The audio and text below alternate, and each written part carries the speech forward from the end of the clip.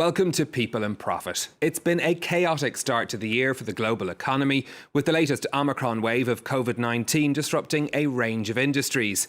Many businesses are having to scale back or suspend operations due to staff shortages.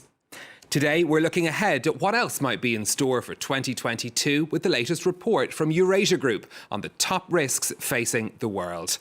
Unsurprisingly, the pandemic is top of the list, but that's followed by big tech companies' influence on the world, November's midterm elections in the United States, reforms in China, as well as tensions with Russia and Iran.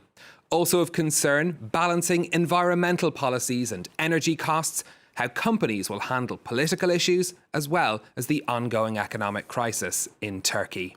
Let's speak now to Ian Bremmer, who's president of Eurasia Group and GZERO Media. Ian, thanks for being with us, as always. Let's start with the pandemic. Your top risk is related to COVID-19, but you're specifically worried about China's policies. Why is that?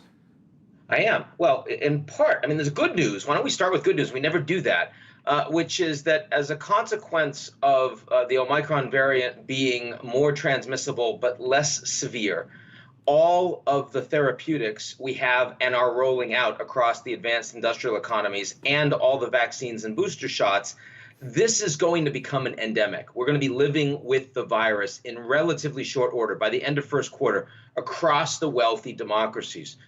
China is not going to be doing that. They are sticking with their zero COVID policies, which doesn't focus on hospitalization or deaths, focuses on cases. And that's where Omicron is a particular problem. It's enormously transmissible. Most Chinese citizens do not have significant antibodies. They haven't gotten COVID yet. And they also have vaccines that don't work really well against Omicron. So with the government that isn't going to adapt as the pandemic changes, you're going to have really severe shutdowns continually in China. And of course, that doesn't just matter for the Chinese economy. It also matters for supply chain, for exports, for the global economy. So that's why we felt like it's kind of interesting. The country that did the best job actually locking down, quarantining, tracking, tracing in 2020, China, is the major country that's going to do the worst in 2022. And that, of course, has a major impact, as you say, on the rest of the global economy as well, because of the manufacturing hub that's in China. Absolutely. Again, this was the country, China, that was fastest to get their global supply chain back up and running back in May, June 2020, when the Americans and the Europeans were still locking down.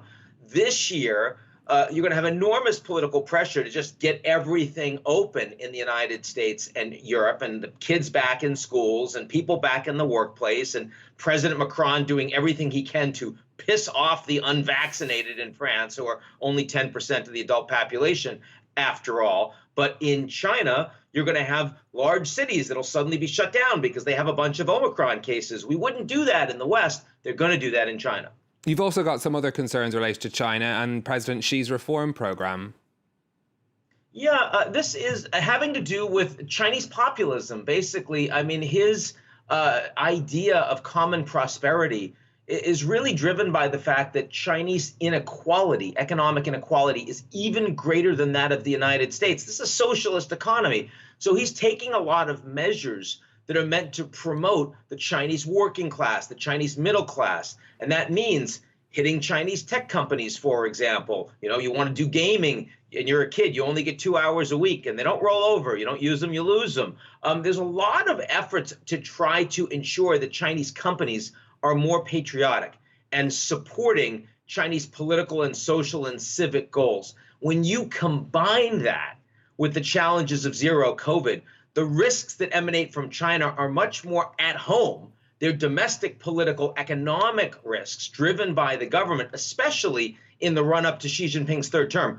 The good news, once again, is that this isn't about China going out and causing crises around the world. And actually, this is going to be a pretty quiet year in U.S.-China relations. I don't think you're going to see confrontation or on Taiwan or on the South China Sea or other things that look like the emergence of a second Cold War. That's really not on the agenda for 2022, neither for Xi or for President Biden.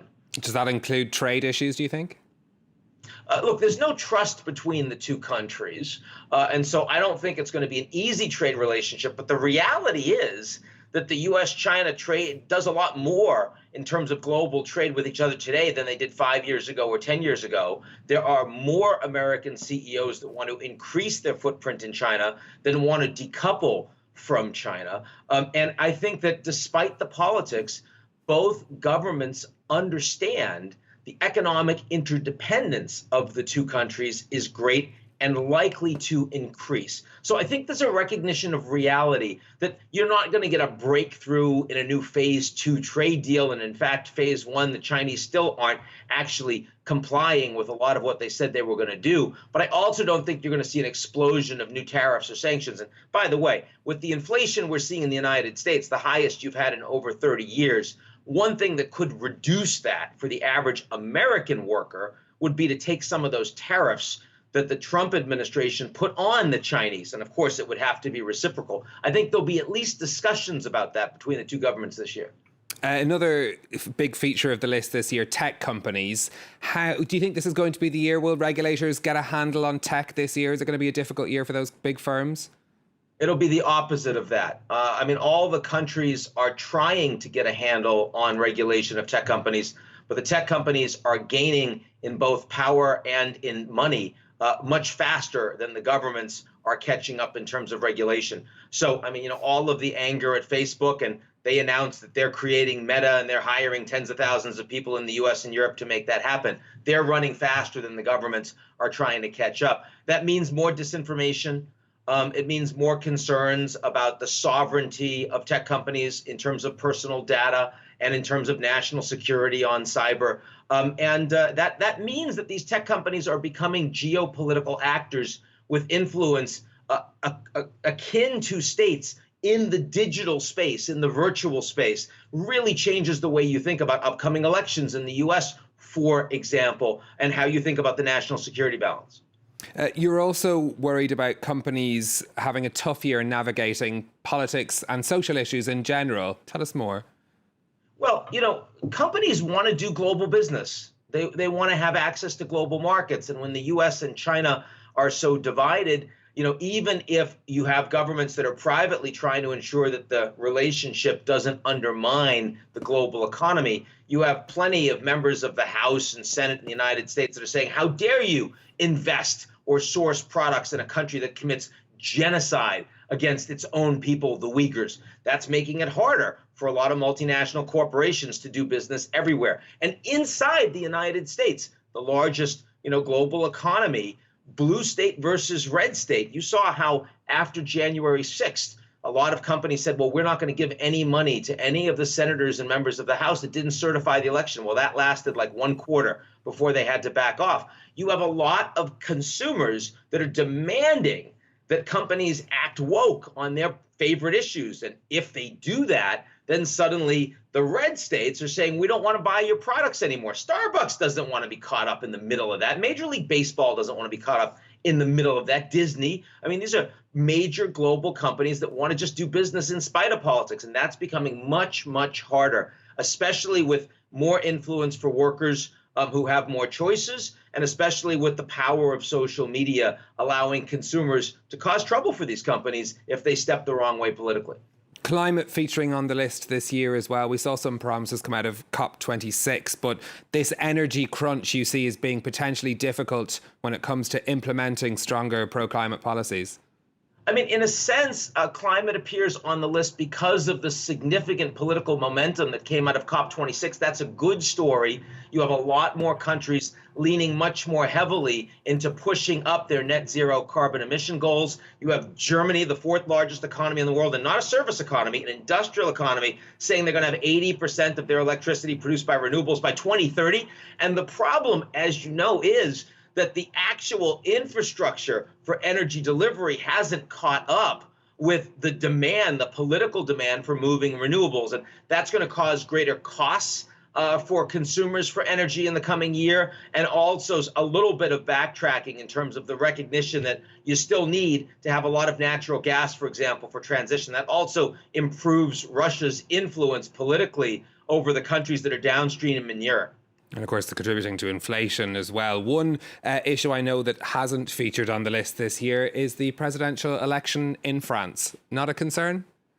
Well, in fact, Europe doesn't really appear very much on the list, and that's generally a good thing. In the case of France, it's certainly possible that Macron isn't going to win for re-election. But if that happens, it's because of his challenge from the center. It's not from Eric Zemmour. It's not from Madame Le Pen. And so, frankly, that would lead to a transition in France that would be akin to the transition we've just seen in Germany. It's bad for Macron, but it doesn't matter all that much for the future of France politically, economically, or the future of France in Europe. And so there's really not a lot of significant uncertainty around France or the major European economies right now, unlike the United States, where increasingly every political election is an existential risk to the political system. Okay, Ian Bremmer, President of Eurasia Group, thank you very much for speaking to us. And that's all from us for now, but you'll find this and all of our previous programmes available to watch on our website and as a podcast wherever you usually listen. And you'll find us on social media for your comments and questions. Until next time, thanks for watching.